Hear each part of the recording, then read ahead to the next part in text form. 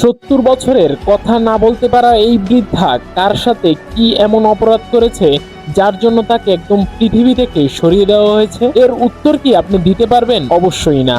বিনা পারিশ্রমিকে train station পরিষ্কার করত এবং এর বিনিময়ে কোনো টাকা পয়সা পর্যন্ত নিত না। বিনা পারিশ্রমিকে ট্রেন স্টেশন পরিষ্কার করত এবং স্টেশনের যাত্রীরা খুশি হয়ে তাকে যেই টাকা দিত, জীবনের শেষ সময়ে তা কাজে লাগবে বলে সেই টাকাগুলো জমাতে শুরু করে। তবে সেই জমানো টাকা তার জীবনের জন্য যে কাল হয়ে যাবে সেটা তো তিনি কখনোই ভাবেননি। শুধু তো এই বৃদ্ধা নয়, এনার মতন হাজারো বৃদ্ধা রয়েছে এই দেশে। তাহলে এদের সুরক্ষা কে দিবে? প্রশ্ন এখানেই। বাংলাদেশের জনগণের মৌলিক অধিকার 5টি এবং এটি তো পূরণের সম্পূর্ণ অধিকার শুধুমাত্র সরকারেরই রয়েছে এবং সরকার থেকে এই 5টি অধিকার জনগণের প্রাপ্য। তবে তা তো হচ্ছেই না। তবে যে দেশের জন্য, দেশের সম্পদের জন্য কাজ করে তাকেই দেশ থেকে বিতাড়িত করছে, তাকেই পৃথিবী থেকে সরিয়ে দিচ্ছে। এই বৃদ্ধাকে নিরাপত্তা দিতে পারে নাই, এর জন্য আপনি কাকে দায়ী মনে করছেন? যাই হোক, আমরা চাই না আমাদের দেশে এইরকম ঘটনা আর ঘটুক।